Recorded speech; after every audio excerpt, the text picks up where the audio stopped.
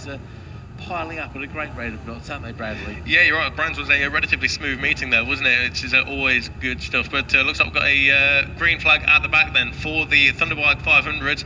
Race number 17 in the programmes. The red lights are on. All eyes to the lights, and off we go then. Good start from pole position man Josh Owens. He's just come off the Honda 5-lane, gone to the CB500, makes the whole shot there. And then next up will be the number 19 machine, in fact, of Alfie Davidson, the man from Preston. So a local man who is right there in second, came from the back of the grid earlier on today, as we mentioned. He started second, he's right there with Josh Owens as they run down the avenue down towards Cascades. No, he's not, mate. Is he not? No. I'm afraid Josh must have got a really good run out of your side. I appreciate you can't see very much at all, but no, that's got to be around about a 6-7 tenths of a second gap. He's already pulled Josh Owens. Absolutely flew. He must have got an absolutely cracking start. He's taken off like a firecracker at Chinese New Year's, mate. He's just gone. And he disappears up out of sight from us here. And I think Josh Owens, well, he's proven himself to be the class of the field so far this weekend. Again, don't know if he's eligible for points because we think he's a British Championship runner. Or we're just using his bit extra track time at Oulton Park and just having a bit of fun. Really got no idea at all. What I do know, he's a superb rider and he's making the rest of the field look rather second rate, to say the least, as he comes through. Let's see what we got here. Yeah, he's got about 1 1/4 seconds lead already. That's the 19 bike in second place, the 277 behind him. Watching everybody else come through the field there. 19 Alfie Davidson. We were hoping the Preston local could take the flight to him, obviously. And the 277 machine don't have on my list here. It's James Llewellyn. James Llewellyn, that's right, there's a late entry. That's the other problem with getting a late entry, and you don't appear on the entry lists as well. So if you want to get mentioned, maybe get your entries in on time. All good. Disappear up on the site. Back towards you, I imagine, by there, Josh. There, Bradley, it's been a long weekend, mate. Sorry. Yeah, no problem at all. So Josh Owens is first across the line there on that number 165 bike, and again he just kind of throws it into Old Hall Corner. He just thinks about the brakes, but don't really touch him, and it seems to work for him as he has a 2.4 second advantage over Alfie Davidson. Next up is a 277 bike of James Llewellyn, my apologies there. And then it's Jake Corty ahead of Cottenham, Kershaw, Reeve, Tucker, Sugden, Carver inside the top 10. Carter, Gregory, Sean O'Hara makes up 10 positions on that opening lap from the back of the grid there, Keith. So Sean O'Hara, bike number 7, who did so well at Brands Hatch. He's right there in the fight, wasn't he, for the podiums and the wins at Brands Hatch was Sean O'Hara. Had a bit of a difficult weekend here, but he's inside the top 13 at the end of lap number 1. Then it's Horner, Arnold, Finch, Adoljan and Richard Hayward there ahead of Murphy and the 26 bike of Colt Dwyer. But that is your top 20 then, but it is Josh Owens with a 2.4 second advantage as they make their way around Shell Oils heading towards British Chicane now. And I'm just having a look at the sector times there, and he went 7 tenths of a second quicker in the second sector alone there, Keith, Josh Owens. Yeah, he's not what you call a slouch on his bike, is he? In the slightest way. Right, down the hill he comes, Josh Owens, still elbows out, working it hard. His elbows are on the ground virtually here. Amazing amount of grip. He's getting those little Dunlop tyres. Battle for second there. That looks like Llewellyn's moved on his way past on that number 19 machine of Alfie Davidson there. So let's see what Alfie can do about fighting back from there. Alfie clearly got some speed. Knows how to punch his way through traffic. Maybe just one bike he doesn't want to deal with it quite so well. Again, big field here. Load of them spread out around the circuit. I imagine we're going to see the same at Saturday. Oh, that was very nearly a nudge there.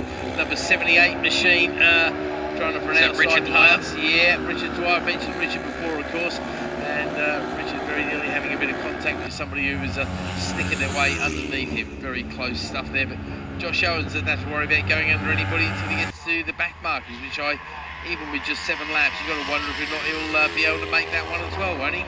Yeah, I can imagine they will do. Yeah, he's just put in a 54.954 compared with Alfie Davidson's 58 flat. So everybody apart from Josh Owens is at 1 minute 58 and higher, but Josh Owens a 54.954 on the first of the flying laps. Then a 5.5 second advantage, exactly 5.5 seconds that is. But well, that's kind of appropriate, isn't it? 500.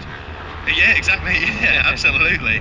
So yeah, there's 3 tenths over Llewellyn for Davidson there. So Alfie Davidson, James Llewellyn in second and third place, and Jake Corty, the leader of the C1 class, in 4th place overall. Cottenham, Kershaw, Reeve, Tucker, Sugden, the top 14 as you were, but lots of changes further down the order. So we've got Finch and Adorjan over the number 8 machine of Arnold. Arnold and Colt Dwyer, Haywood, Murphy up next. Colt Dwyer, the man on the move on that lap, making up 2 positions. But further down the order, unfortunately, the 78 of Richard Dwyer dropping 3 positions. So a good lap for one Dwyer and a not so good lap for another Dwyer. But we'll keep an eye on them as they go over Hilltop in towards His Chicane. And round Knickerbrook they go up Clay Hill, and I suspect just outside, the battle for second going past Keith now. Yeah, battle for second is indeed going past Keith, you're right. And well, it doesn't last very long indeed, because his nose to tail stuff and side by side over the top there. I tell you what, this one's going to run all the way to the line, mate. Those two absolutely not giving each other a moment of room. Llewellyn wants to take this win. He's in the C2 class, and I'm just going to check. Alfie's also in C2, so yeah, it's not just a mixed battle for on track. This is actually a battle for some serious points at the sharp end. And as we said before, it could actually be a battle for the winning class as far as the points go, because we know that Josh Owens, or we think that Josh Owens is a British Championship runner, so won't be eligible for points. We say British Championship runner, of course, he is a former British champion in the GP2 class, isn't he? When it runs as a support class with the Super Sports. I think he was quite high up in the Super Sport overall as well on that GP2 machine. That was the Calyx with Kavara Projects. That was run by Ryan Saxelby a few years ago, actually, for Josh Owens. But he leads the way by 7.9 seconds now over Alfie Davidson and James Llewellyn. Not so good lap there for Jake Corty, but he's still leading the way in the C1 class. That is the sub 75 kilo class for number 53 Jake Corty, but the 83 of James Cottenham from Bradford now ahead of the 23 of Adrian Kershaw. So we've got 83, 23 and 53 all close together on the circuit, with Reeve knocking on the door there, about 1.5 seconds behind. Definitely a lucky number for some there, having the 3 in the number there, that's for sure. Right, waiting for the leader singular rather than plural, as it come over the hill once again, which he duly does right on cue. And how many laps is he going to have left at the end of this one, mate? End of this one, so we've completed 3. We've got 3.5 to go. So yeah, 3 laps to go when they cross the line next time around. Just can't believe his lean angle of this CV500. These bikes are never designed to achieve these kind of angles of dangle. It's as simple as that. Oh, looks like Alfie's out in front, and this time he's starting to expand it to Llewellyn there, and then goes that 3-way battle between the 3s and 3-3-way battle, and that is so close between those 3. And there's another good battle going on behind those 3 as well. There's a pair of riders having a good scrap, and then somebody very lonely, and then we've got a 1, 2, 3, 4, 5-way battle for some of the other places. Did Abigail Marshall get back out there, mate? Yes, she is out there. She's 3rd in class at the moment, and 4th of the rookies. Okay, good. Pick up some serious points in both classes. She's one of the few lightweights out there, so it's not hard to pick up 4. I think there's probably only 4 of them out there, isn't there, mate? No, it's I can see 1, 2, 3, 4, 5, 6 on the first page here. Oh, brilliant! No, that's great. That's really good. So that's, I know Abigail was riding very well at Brands Hatch, and I tell you what, the tumble doesn't seem to have ruined her at all. She's just come past me, and she is looking very strong there as well. So good girl. She's got quite a few people behind her as well. Which is what you want, obviously, in racing, particularly if they're in the same class as you. But it does get a little bit confusing with these 500s, because I think we've got about 5 different classes of the overall, and 3 weight classes, and then the rookie class as well, which is spreading the old trophy pool a little bit thin, really, isn't it, mate?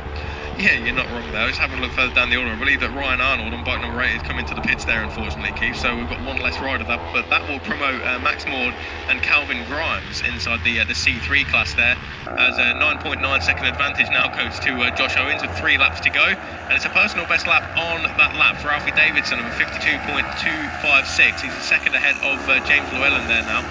Cottenham, Kershaw, Corty still as you were last time around. Tucker, the first of the rookies, in 7th place ahead of the 243 bike of Declan Reeve. And so that is your top 8 as one of the CB500s left. A little bit further down the order, one of the rookies having a good ride and knocking down their lap times, which is what you want as a rookie, really, isn't it, Keith? Sure is. Alfie Davidson looking very good indeed. The 83 and 23 have left the, is it the 63? Who is also in that battle, mate? You've got 83, 23, 53. 53 it is, so Jake Cordy. Jake's being left a little bit higher behind by Kershaw and Cottenham there. Only by a few bike lengths, but obviously those few bike lengths mean you're going to lose the slipstream, which is going to give you a big disadvantage when the going gets straight, which it doesn't look very long around here. Somebody unfortunately decided to go straight and failed miserably to take the escape road, or indeed take the right-hander there at Hislops. Can't quite see who that is, but I can promise you the rider is up, the rider is okay. The rider is sulking his way back to the fence, as indeed you would. The marshals very quickly picked up the little bike. That's a good thing of these bikes, they're nice and easy for our good folk in orange to scoop up quite quickly. And you're going to see somebody not actually tripping your timing beam out there, mate. Yeah, let's have a look there. It looks as though that number 27 of Richard Hayward hasn't come through into the second sector there. He's not had a good debut of these particular bikes, has he, Richard Hayward? I've seen better debuts, so we'll put it that way. Oh, we've got a hand in the air actually for someone on the start finish straight here, so we'll try and keep an eye on it. They're on the grass, and it's the number 76 bike of one of the Carters, Ian Carter, who's pulled off directly opposite me there. So I'll get a good view off that number. So just to confirm, Ian Carter unfortunately out of the race as the number 42 and 26 come by. And that is Adorjan and Colt Dwyer. So everybody moving up a position. I can see the 44 as well of Mark Sugden dropping down the order on the timing screen here. So no, Hayward, I think, may have an issue with the transponder because he's come through in 6th place in class, Keith. My apologies. Okay, no, it's not Richard here then. It did look like Richard because I won't lie, Richard's a very, he was a very slender guy who crashed down here. It didn't look like Richard. Richard's in the heavyweight class, isn't he? Yes, maybe. I think it might be a C3, so it was definitely yeah, Mark Sugden's in the C2 class there, so yeah. Apologies about that, but Sugden dropping to the bottom of the timing screen there with what is the fastest lap of the race on that previous lap there, Keith. We've got 2 laps to go as Josh Owens makes his way in towards Lodge. In fact, he's already out of Lodge and through Deers Leap as we speak. But it was a 54.6 last time around. He's gone purple in the sector 1 this time. And let's take a look. It's a 54.402, which I believe is quicker than what he went earlier on. Sure so, is, only by a few hundredths of a second, but that's what it's all about. Doesn't matter if you get it by a second or a thousandth, it's still your lap record to take home, and that's exactly what he's going to be doing.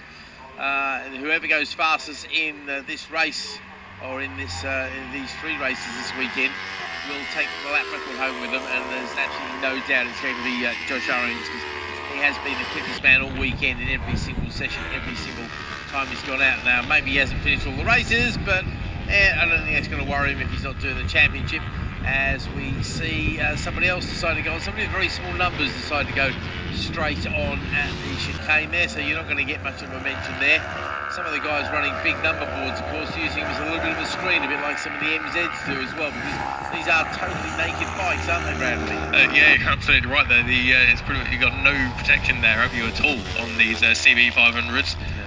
So no fairings, no screen or anything of the like, but yeah, there's a few. Adrian Kershaw, actually, bike number 23 is the green Adrian Kershaw down there with you there, Keith. Definitely not parked by me, mate. I'll try and keep an eye on it, but I can see Abigail Marshall coming through now past the number 60 bike of Danny Goff. So Marshall, Goff and Dwyer, Drake and Wilson Kearney up next. As well, I think Josh Owens has already been gone and he's on his way around Druids at the moment there. So double right-hander at Druids there underneath the Warwick Bridge. And he's gone purple again in sector number 1 as Josh Owens on this final lap then, Keith. So I think he wants to go a little bit quicker than a 54.402. We'll keep an eye on it as I look up towards Lodge there, waiting for the race leader. Here he is now out of Deers Leap to take the checkered flag yet again this weekend here at Oulton Park. And it's a 54.278 for Josh Owens. Wow, that's absolutely amazing. That really is 54.278. So that's 3/4 of a second quicker than we've seen a CB 500 ever go round here, basically. Well, no, 1/4 of a second quicker than we've seen it, but previous to what we saw earlier. Either way, it's kind of a good time. You can see why the guy's a British champion, can't you, mate?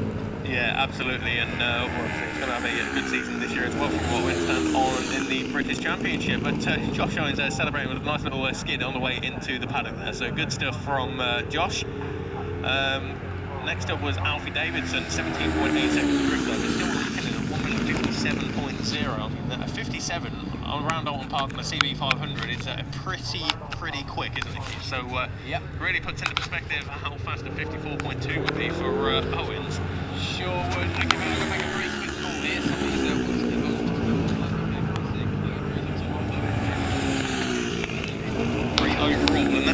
victory in the C2 class as well. Let's have a look at the C1s. It's Jake Corty ahead of the 555 bike of James Tucker with support from Moto CJ Imports as well.